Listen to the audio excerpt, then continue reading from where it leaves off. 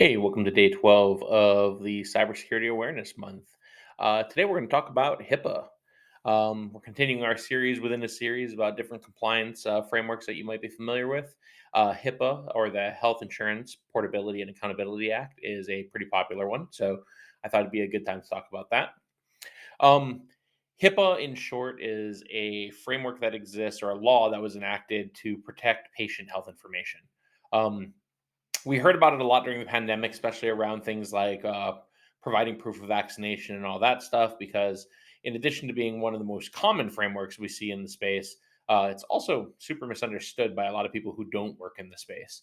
So, HIPAA does exist to protect patient information from a provider's perspective, right? It ensures that if you go to the doctors, if you go to a hospital, or any other type of healthcare provider, they can't, without your permission and consent, or your consent, or your knowledge, share that information with somebody else. It doesn't impact anyone really outside of that sphere. There's covered entities that are defined in the law, and you can read into that if you want, and as well as their business associates. But outside of that, I mean, nothing really stops people from asking about health information.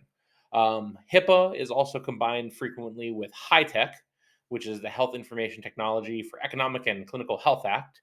And high tech is really around protection of data within an electronic medical records system. So the two are frequently combined together when we start talking about cybersecurity in the space. And between the two, organizations are giving a set of guidelines that they have to meet in order to protect that information. This can range anywhere from, patching policies, password policies, and just general cyber health and just network health as a whole. It also includes things like disclosure rules. So, what type of breach dictates a disclosure? Who do you need to disclose that breach to? How do you have to announce that stuff? And all those little details that kind of go into a compliance framework.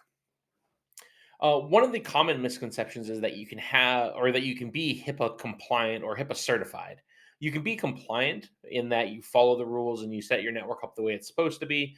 You can work with vendors who are educated on HIPAA and know how to help you do that. But there is no HIPAA certification that a business can really achieve. So there's no way to really stamp your network and say I am HIPAA compliant in a manner that HHS or whoever the auditing body will be during the case of a breach or a complaint or just a general audit would ever care about. So understand that if someone's trying to sell you HIPAA compliance or like a HIPAA certification for your business, it's probably just kind of made up in a sales tactic.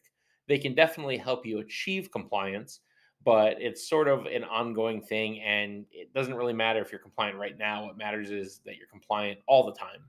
So be aware of that kind of stuff.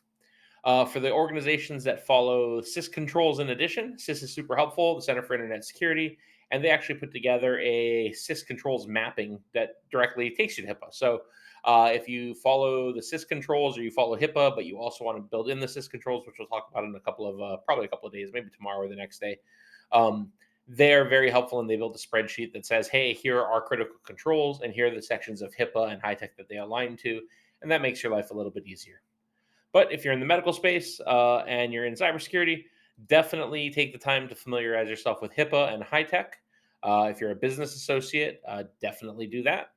And have a great day. Happy Cybersecurity Awareness Month, everybody. And thanks for staying with us. Go ahead and click like and follow if you like the content. It helps me understand what people want to see. And if you have any ideas for more content, feel free to leave a comment. Have a great one.